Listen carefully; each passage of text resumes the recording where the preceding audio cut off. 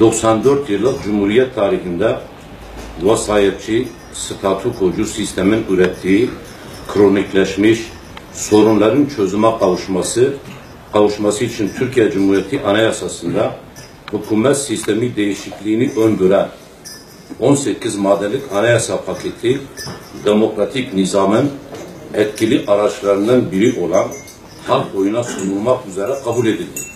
94 yıllık Cumhuriyet tarihinin ortaya çıkardığı kronikleşmiş sorunların çözüme kavuşması açısından kırılma noktası olarak görüyoruz.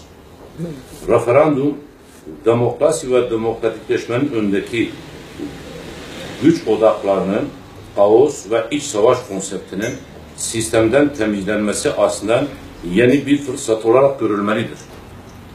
7 Haziran seçimleri ile birlikte demokrasi dışı güçlerin üst aklın kaos planlarını devreye sokarak iç savaş denemelerine şahitlik ettik. Hendek zulmünü Kürtlere reva gören PKK birçok Kürt şehrini haritadan silmek istercesine viran hale getirdi. Binlerce Kürt evsiz kaldı.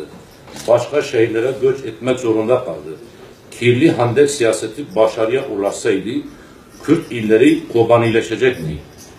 PKK'nın hendek siyasetiyle gördüğümüz kaos ittifakının saldırıları Kürt halkının üstün cesareti ve dik duruşuyla hedefine ulaşamadı. Nusaybin, Sur, Cizre, İdil, Dargeçit vesaire kobanileşmedi. Hendek stratejisiyle hedefine ulaşmayan üst akıl devletin sinir uçlarına sızan ve kirli ittifakın parçası olan FETÖ'yü devreye soktu. Seçilmiş hükümet ve Cumhurbaşkanı'nı devirmek amacıyla FETÖ tarafından 15 Temmuz'da gerçekleştirilen darbe girişimi Sayın Cumhurbaşkanı Recep Tayyip Erdoğan'ın dik duruşu, halkın istikbalına sahip çıkması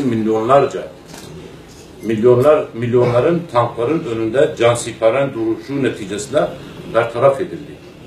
Amacına ulaşmayan kaos ve iç savaş heveslisi üst akıl şehirlerde canlı bomba ve bombalı araçlarla yüzlerce vatandaşı katlederek sivil yerleşim alanlarını viraneye çevirdi.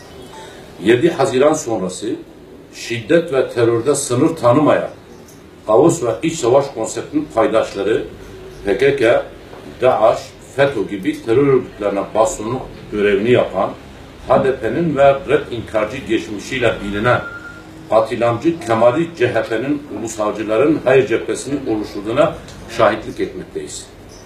Yüksek sesle, açık bir biçimde düşüncelerimizi aracılığımızla kamuyla paylaşmak istiyoruz. Terör, şiddet, kan ve gözyaşını yıkıp yakmayı hak arama biçimi olarak görenler, her kim olursa olsun, nereden gelirse gelsin, gayelerine ulaşamayacaktır.